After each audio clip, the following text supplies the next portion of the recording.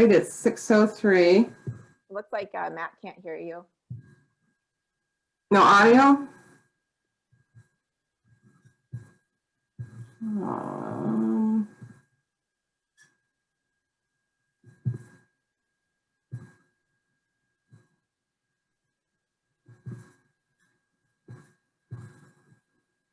oh, there they went.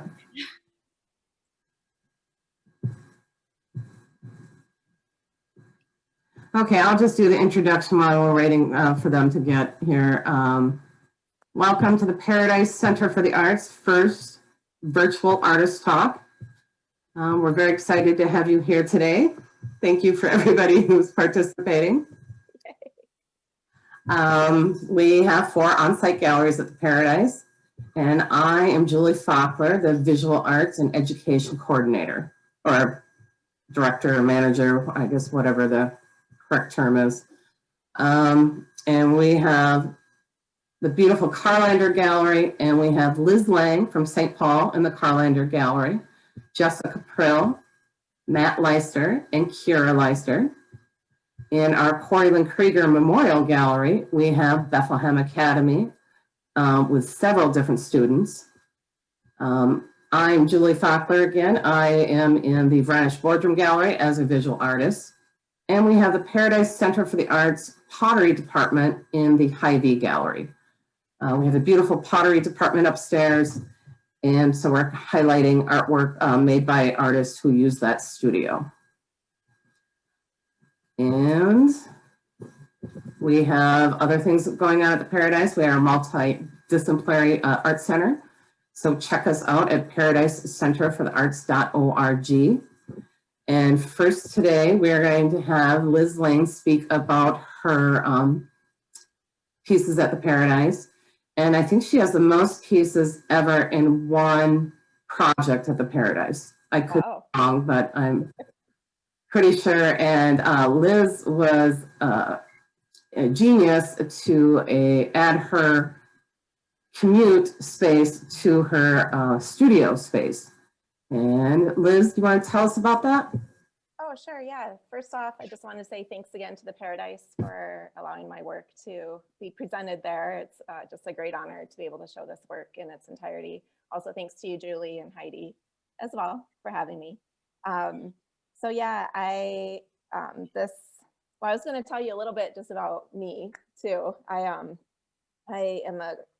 currently live and work in St. Paul, Minnesota. I have an undergraduate degree in interior design, and I also studied theater while I was going to school there. So I have a background in theater as well, in set design. And then when I moved up here to Minnesota, I went to school at MCAD for painting. And so that was, a great experience. And at any rate, a little bit about my background. I am originally from Western Nebraska. I grew up in a very small town. I come from a family that were farmers. And so my dad farmed with my grandpa and my uncle. And so I always was really interested in the way that land was divided and paths and intersections and just how we kind of move through those spaces. And so when I found myself here in Minnesota, specifically in the spot that I live now in St. Paul, I was taking the train from St. Paul to my job in Minneapolis. And I became increasingly interested in how that commute was laid out just with the public transportation. So I started sketching while I was on the train, just utilizing that time. And so my commute was about 30 minutes. And so this is I just pulled out my sketchbook of what I was actually working in, just to give you a sense. So they were just really simple sketches and just kind of diving into, just the paths and intersections again of things that I was seeing. And so that's kind of where this project was born from, if that makes sense, my linear project.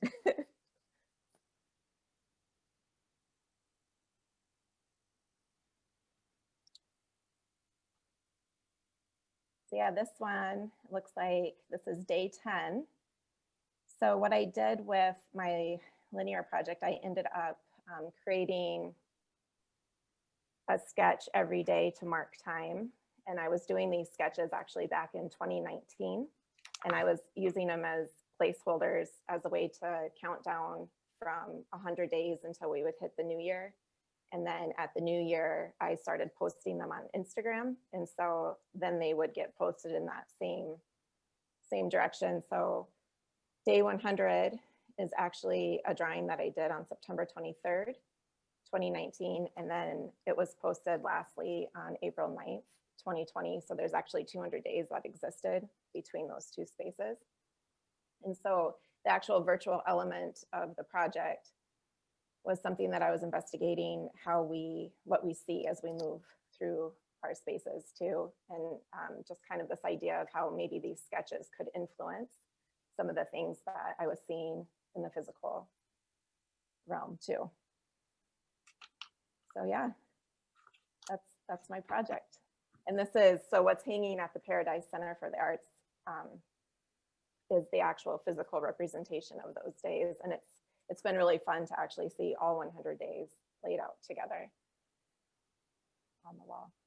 Oh, you picked some really nice ones, Julie, to share. I love this selection. Thank you. Day 53. And day 64.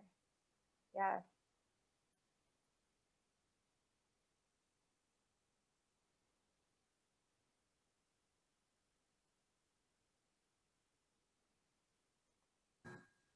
Thank you, Liz. What are you working on now? Is there anything that came about this project that spurred a new project or? Yeah, so I'm painting a lot. I still do a lot of grids and whatnot. This is my most recent painting. So incorporating plants. Wow. Into the paints. So I'm doing a lot of pieces in that regard. And then like, here's another recent. Oh, I love that one. Lots going on in that one. And I highly recommend coming to see her project at the Paradise. It is unbelievable and it is so well hung. Liz and her husband, Jamie, hung the artwork and it's unbelievable. It's so well presented. Oh, thank you. Anything else, Liz? I think that's it for me. Thank you. I just, again, appreciate you guys having me and having this project up. No problem. And if you have any questions for any of the artists, please put them in the chat and we can visit those at the end. And if you think of something later, just email the Paradise or message us on Facebook or whatever social media platform you're on, and we will ask the artists and get back to you. Thank you, Liz. That was wonderful. Okay. Can you guys hear us now? We can hear you. How are you guys doing? That was hard. Well, we have a photo here of Kira, Jessica, and Matt. They are a family, and they are all showing their work in the Carlander Gallery with Liz. Very exciting. Kira is a mixed media guru, and we have Jessica's beautiful jewelry and Matt's photography. You guys want to tell us a little bit about your show? I can go to the next slide here and see Kira's work. You want to talk about, ooh, what is that a picture of? Kitty fish. That's a kitty fish? Catfish. Catfish, okay. Yeah. And how long have you been making art? Long time. Long time? Tell them. How long? I've been making art a long time. For 3 years. What's your favorite? 4 years. 4 years. What's your favorite? The kitty, the catfish. What was your favorite art to do? Like painting or drawing or? Painting. Okay. She likes to paint. What's that? Ooh, look at that one. That's a flower. And that's your handprint over there? Yeah. That's a flower. What inspired you? Nothing. Nothing. Okay. Well, anyway. Pretty good for a 4-year-old. That's a flower over there. That you painted. Yeah. I painted that flower. Yeah. Anyway. And that's mine. So I'm a silversmith. I've been making jewelry for, I don't want to say how long because that makes me sound old. But I love working with simple designs that set the stones off that I love to use. I like organic shapes, things that are kind of ancient looking. My work tends to have kind of probably a rougher aesthetic. I don't like super clean finished perfection. I like things that look kind of broken and unusual. So I use stones that have odd shapes and I don't know. I like focal pieces. I've been focusing on setting stones. So everything I've learned to do is kind of self-taught from books and videos, and playing with fire is one of my favorite things in the whole world to do. So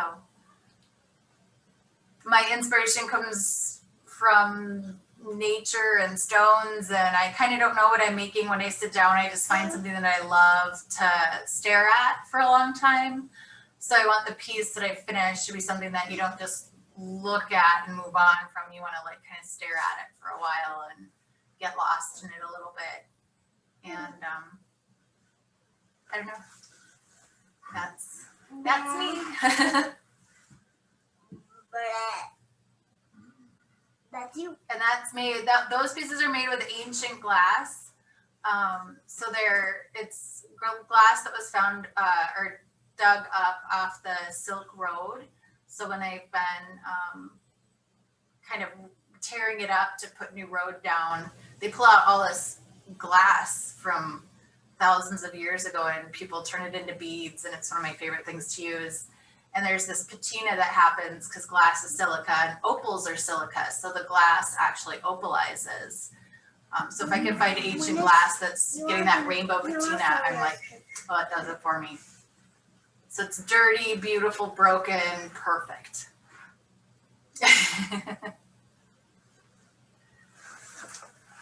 Oh boy. Okay. So this is my work. I like. So okay, forgive me because I haven't talked about my work in a long time. But my work tends to be architectural. I photograph everything. I like to take things in the moment, but I also like to compose stuff. So this one, for example, actually the story behind this is, I can't remember the artist that painted this. He also did a Prince mural, but essentially what I had to do was I had to climb a fire escape on the side of a building to get on the roof of the lumber exchange in downtown Minneapolis. And then I got this shot, and then to really make that mural pop, I desaturated everything else to really bring it out. But you see this in a lot of my work is structural stuff. And I don't know, do you have another slide? Or do I want to get one? There's more architectural stuff. But, you know, I like to take a classic approach, but I'm not afraid to, you know, get obscure or sort of esoteric with photography. I think most of the stuff I have in the gallery right now is more of my straightforward stuff. Did you put the bird on there? Oh, ooh, there. Okay, so this is actually an interesting shot, and this shot, the image on the screen probably doesn't do it justice, but you know, in photography, there's a huge challenge between the light and dark. So in this case, I'm shooting right into the sun. If this were a single photograph, it would never happen. It's actually what's called an HDR pano. And so there's a series of 7 shots, and within each one of those shots, there's 3 more shots that expose for the highlight, the mid light, and the low light. And so that allowed me to have all this detail in the foreground without washing out the sunset. So there's a lot of technical stuff to it, but I mean, it just, I've always been interested in photography. I actually went to UMD and I got a degree in photography, but I was in film photography. So it just so happened I was the last class at UMD before they got rid of the dark room and switched over to digital. So I don't know if that was a blessing or a curse, but yeah. So is there another one, Julie? I think that's it. You have the Redwoods photo at the Paradise, and I could not do justice by taking a photo of that beautiful no, thing. You don't worry. I think people understand this is not the same thing as seeing the real deal. So. And, some of Matt's pieces are photographed on metal. Yeah. It is, you almost have to see them in person to get that. It's, you know, It makes the light look real. It makes the image looks almost hyper saturated, but not like, if you know what HDR is, or people who use Photoshop to oversaturate things, it doesn't do that. It just really, like, it's so rich. So if you ever get anything printed for your walls or anything, I would suggest looking at metal. And we also, Jessica's jewelry is for sale at the Paradise. You probably can't see in the video, but I have a beautiful pair of her earrings on. And Matt's photography that's printed on the metal, and he has some printed on foam core or backed on foam core. If you are interested in seeing that and Liz's work, any of the work, please contact the Paradise. We are open Thursday, Friday, noon to 5, Saturday, 10 a.m. to 2.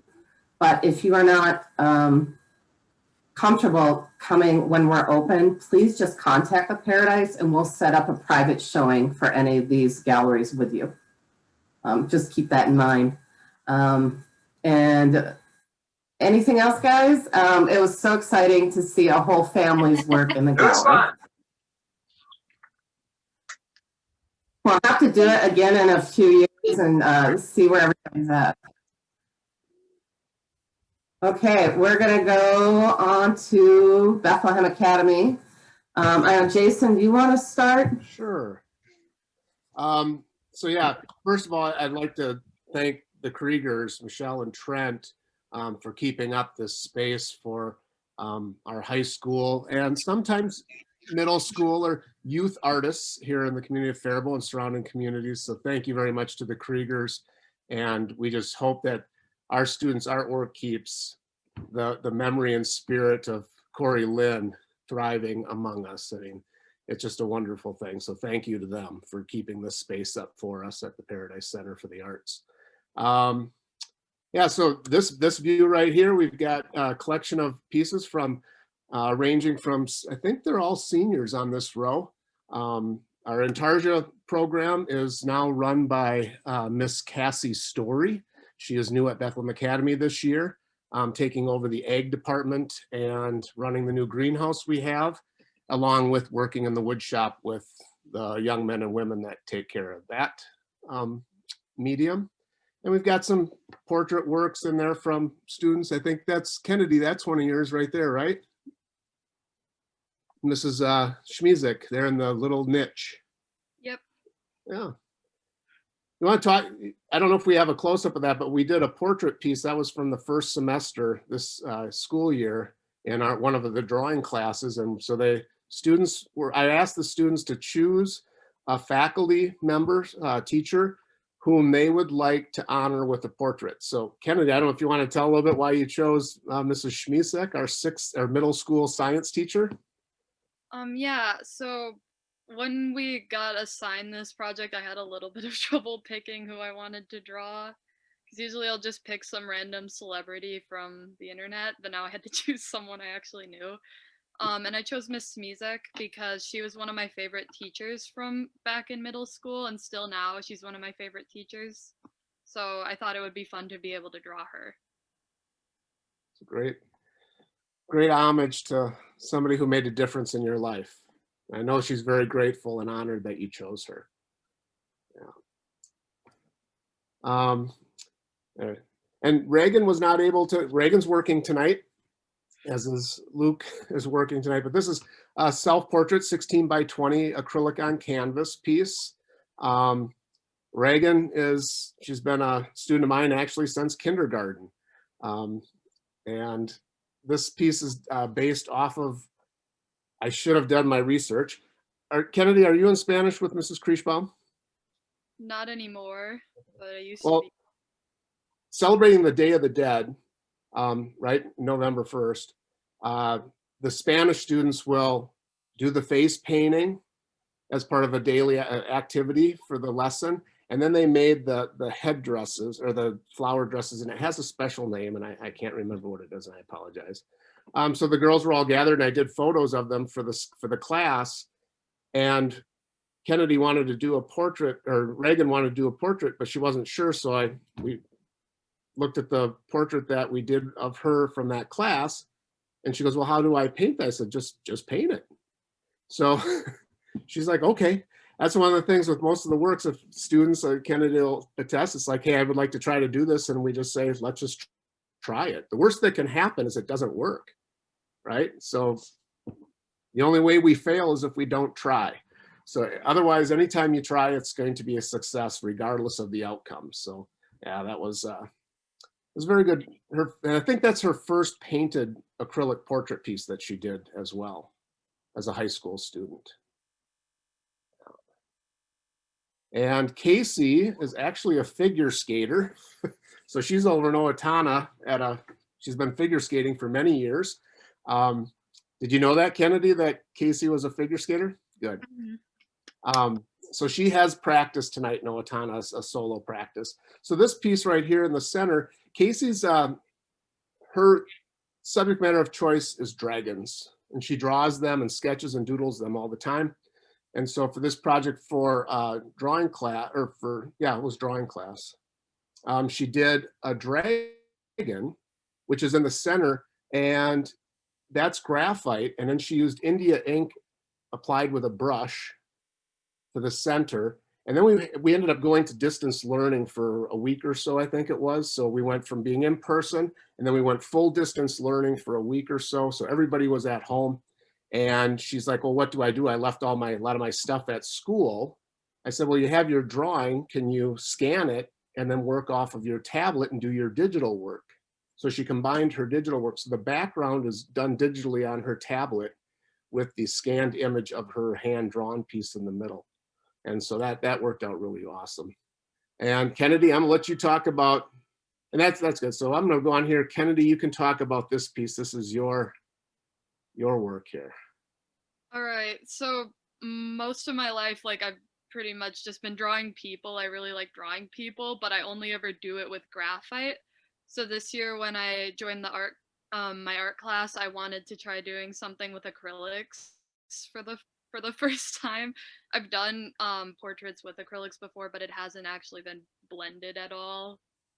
It's just been flat pop art. So I was trying to figure out what to do. Mr. Hillesheim was like, "Why don't you do a saint?" So this is a saint. It's Saint Barbara. She's my confirmation saint. A lot of the piece was just me trying to mess around and figure out how to use acrylics.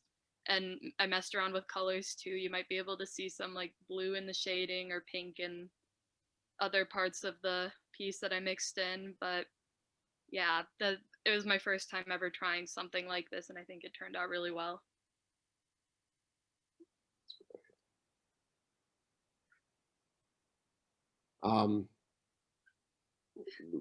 So Luke, and thank you, Kennedy, for that. I was going to ask you a question, but then it just kind of out of my head. So, and then Luke Bauer, these are some projects from first semester that Luke worked on. And some of these, this is, again, we kind of switched back from being in school. Most of the time we're in person at BA. And we had a few moments where we went to distance learning for a week or so. And so he worked on these, took his work home and ended up finishing it at home during distance learning and via Zoom classes. The first one is just a sketch that he was working on in his sketchbook. The second one is, this is the piece that, is this the big piece, the canvas piece, right? Yeah. So he was wondering, I'd like to do a drawing, but I want to do it on canvas. Do I have to do my painting in acrylic for the painting class? I said, well, what do you want to use? He says, well, I'm thinking watercolor and ink and graphite. And so we just said, why not? So he took the canvas and gessoed and then just did all the sketching and watercolor and everything. So we don't want to spill on this one because it's not sealed. So the watercolor sky will drip really fast.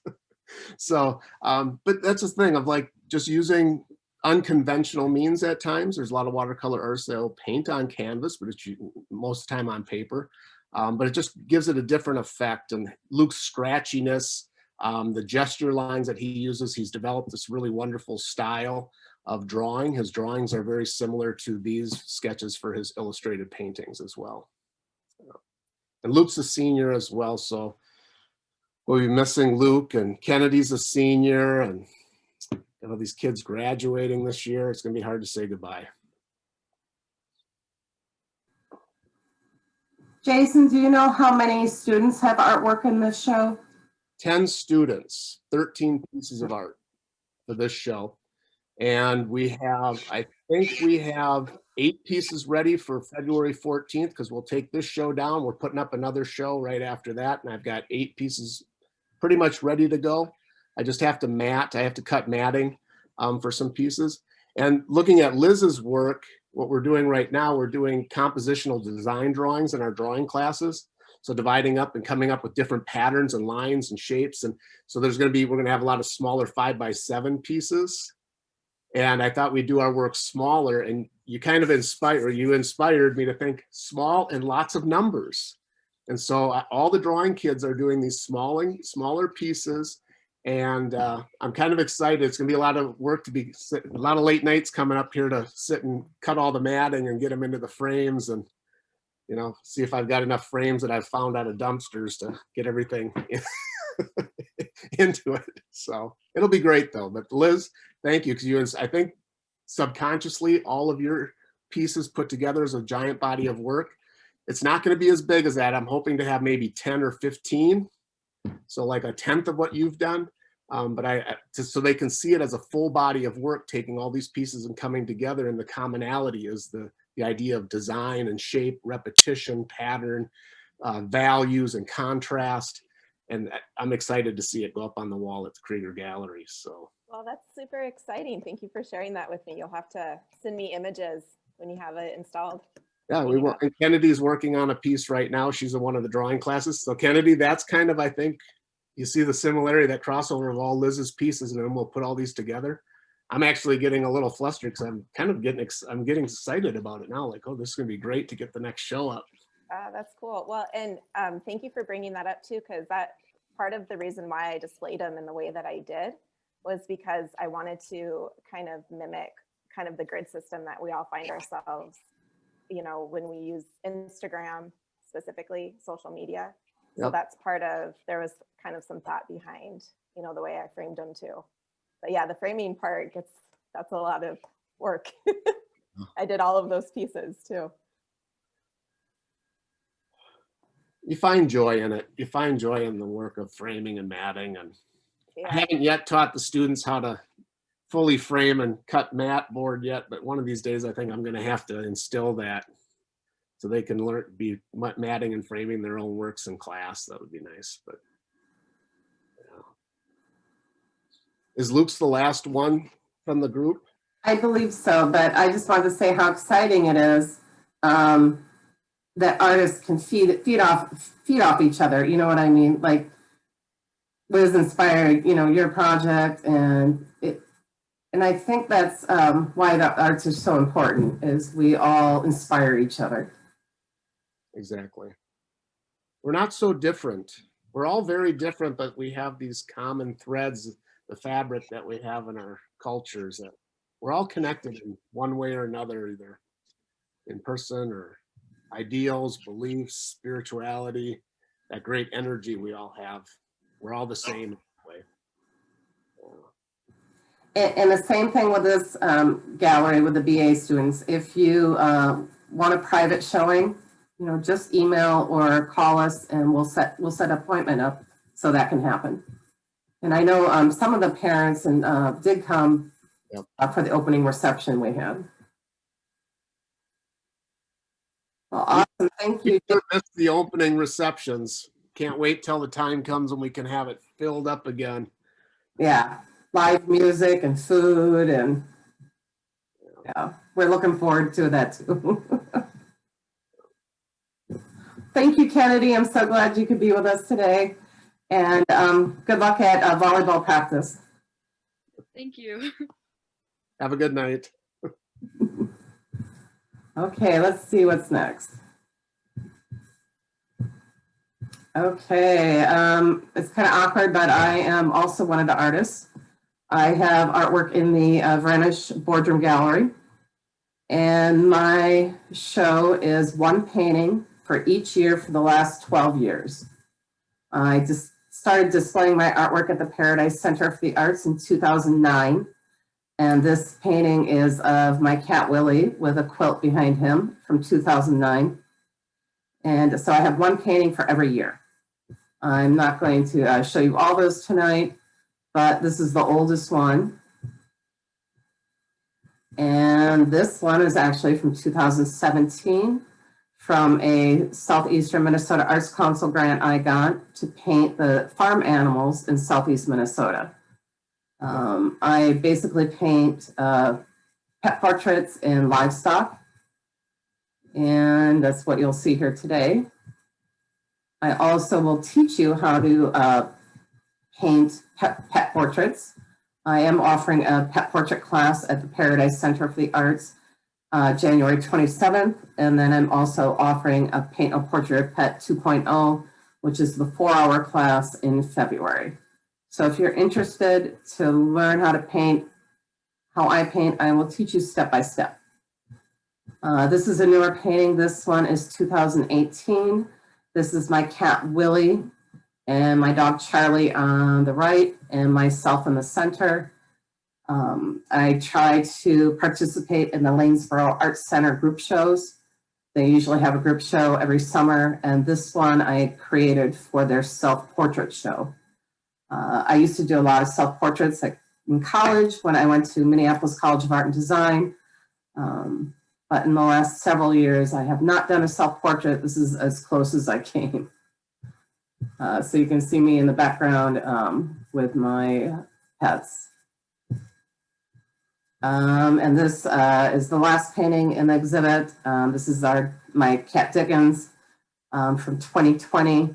2020 was kind of an odd year, I think, for most of us. And this painting actually represents one layer of paint, I call it. If you take my painting class, I'll teach you about that. I have a specific order I paint. I start with underpainting with a blue paint, and then I go to brown paint, and then I go to yellow, add the white, the black. And so this is just that one layer of paint. My normal commissioned paintings I do would probably have 5 or 6 layers of the paint, which take 10 to 20 hours. This painting was really fast. This painting was probably done in 2 hours. And the Paint a Portrait of a Pet class, the first one is 2 hours and the 2.0 is 4 hours. So this one's rather rough for me, but I really like the dark lines and the composition. Almost all my paintings have the dark line outline. I grew up coloring in color books. I think that's part of my enjoyment of the outlines. And also I love the German expressionists, like Max Beckmann, Otto Dix, and also Franz Marc, Edward Munch. Any of those guys would be my favorite artists. Francis Bacon. I like that movement, the dark outline. And I guess that's what I have to say about my show. Again, if you want to see it and you don't want to come out with the public, just make an appointment and we'll make sure you can get in there. I was very excited. I did sell one painting. Yay. Let's see. And then the next show we have, or the last show we're going to talk about at the Paradise is the PCA Pottery. I don't know if all of you know, but the Paradise has a beautiful pottery studio on the second floor. It's quite large. We have a lot of space to spread out for hand building, wheel throwing. So the work on this show is made by artists who have access to the studio or create their work at the studio. And Diane Lockerbie is the one who kind of runs that space for us. And in this photo, you can see this like foghorn, leghorn chicken guy. And to the right, there's a cat. This was her COVID project. These are ceramic birdhouses that you can put outside. But Diane will teach you how to make all kinds of things. Also on this slide, we have Katie Wood. She has the hummingbird kind of in the center and these flowers up above. And I wish she had 100 of those flowers. Kind of come back to the amount of work Liz had. I think it would make a great installation. And we are offering some pottery classes. So if you are interested, please let us know. And if you'd like a tour of the pottery studio or just to try it out, we do have a Tuesday morning pottery, opens pottery studio at 10 a.m. So the door, our south door is open. Just come up and we will kind of show you around the pottery studio and give you a little example of what we're doing, maybe give you a little bit of clay to play with. And if you really like that, you could sign up for a class. Members of the Paradise also have access to the pottery studio as long as they have had some kind of experience and know what they're doing. They can go up there and work while we're open. Here's some Diane Lockerbie bowls. This one, Katie Wood has the figure on the left and right, and I have Charlie's portrait in the center. Katie has gotten her own kiln and doing a lot of work at home, but she still comes to the Paradise and does some work also. This one is Audrey Sand. Audrey has been doing quite a bit of work in the pottery studio. She's a horse lover, and recently she's done some horse portraits. She also had a chicken that was really interesting that sold. And she also does a lot of vases with flowers on them. She participates in our raku firings. The Paradise typically does 2 pottery raku firings a year, which is done outside. And if you're interested in that, just let me know and we can get you information. And the class information will be found on our website, paradisecenterforthearts.org under education. And these gallery exhibitions, you can find information for them also on the website under visual arts. And of course, we need to thank the Minnesota State Arts Board. This activity is made possible by the voters of Minnesota through a grant through the Minnesota State Arts Board, thanks to the legislative appropriation from the Arts and Cultural Fund. And a lot of that funding comes from our sales tax here in Minnesota. So that, I guess, is our slide presentation today. And I did see a couple questions in the chat. And I guess, Jason, you were asking Liz what material she was using or what medium she was using in her pieces. Yeah, I was just curious just to mention, like, what are the mediums that you're using for this installation piece that you did, and what are some of your mediums that you prefer to use for the work that you do? Like the paintings that you showed us behind you, what are you using? Awesome. Thank you for that. I was so nervous. I always forget to just, talk about the actual element of the project. But yeah, so for the project that is there at the Paradise, I was working on paper and then just working a lot with mixed media. So my favorite go-to actually, I guess I don't have it here, but are just watercolor crayons. So that's probably I use that in my paintings as well. And then I use watercolor and marker too, and a lot of pen drawings. And then for my large scale paintings, I work with acrylic.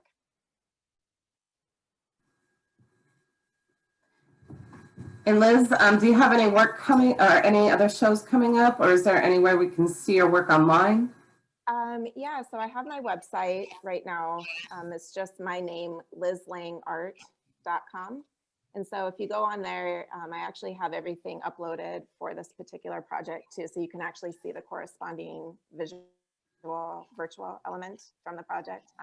So that's there, and as well as my paintings. And then in terms of upcoming shows, I don't have anything scheduled right now.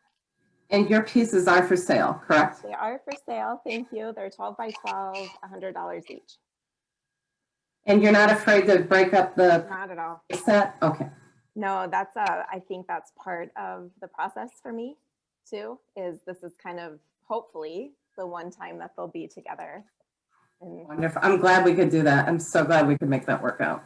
yeah, thank you. And Jessica, where can we find your artwork?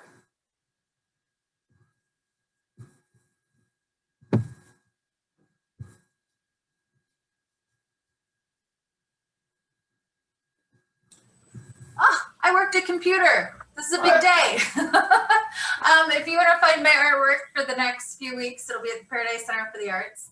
I also have the art gallery across the street, directly across the street from the gallery, or from the Paradise. It's Fleur de Lis Gallery. So that's where I do all my creating. Usually, I also have a coffee shop across the hall from the gallery. So I haven't been making a ton of jewelry right now. But my husband wants me to tell you that he's also in the gallery. and And Julie is also in the gallery. So come in and see her work there as well. Is it mostly Minnesota artists? It's all Minnesota artists. Yeah. Well, I should say there's a couple Wisconsians, but they snuck in because I knew them from their time in Minnesota. So yeah, I have over 70 artists in there. Wow. It's been really fun to see how much talent is. And it's mostly the southern Minnesota area. There's a lot of talent down here. So stop by, buy some artwork, get a cup of coffee and a treat. Go to the Paradise, check out the galleries. And I want to plug the Paradise. I worked with them for a couple shows, and just, it's the coolest center. And if you haven't been there, you should go there, and you should get to know the people there, and they will get you into art, whether you want to or not. And they're so open, and you don't have to be an artist. You don't have to be a good artist. You don't even have to want to be. If you just want to play with clay or just learn something new, it's such a cool place. I love the Paradise. Oh, thank you. And it's so true. Sometimes it's just trying a new medium or being inspired by seeing something. And we do have lots of opportunities to exhibit your work.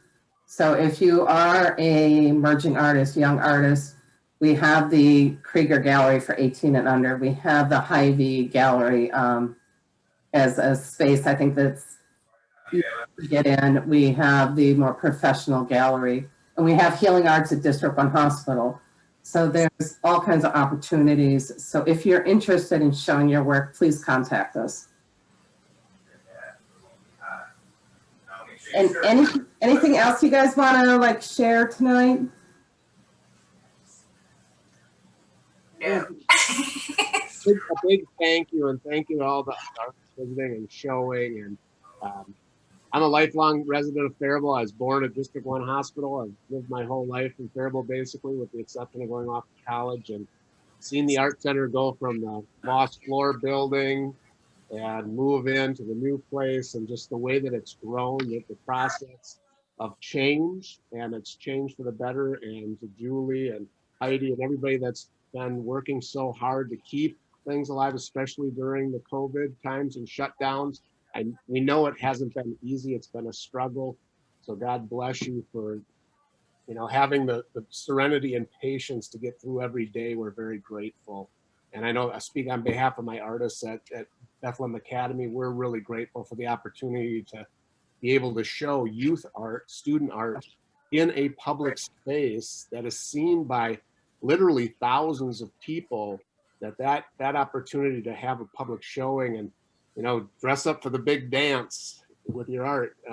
Not a lot of young artists get to do that. And so we're so grateful for the opportunity that our students are able to do that. And we've been working together with you. We're just so thankful. They're lucky to have such a great teacher. I think, Jason, you inspire a lot of people. Thanks. I just carry the keys and try to unlock the doors for them. Sometimes you got to push them through, and then they find their way still. But thank you. Well, wonderful. We will put this on social media and YouTube, and I will get that link to you guys as soon as I have that. Thank you, Julie. And thank you for sharing your work and inspiring others.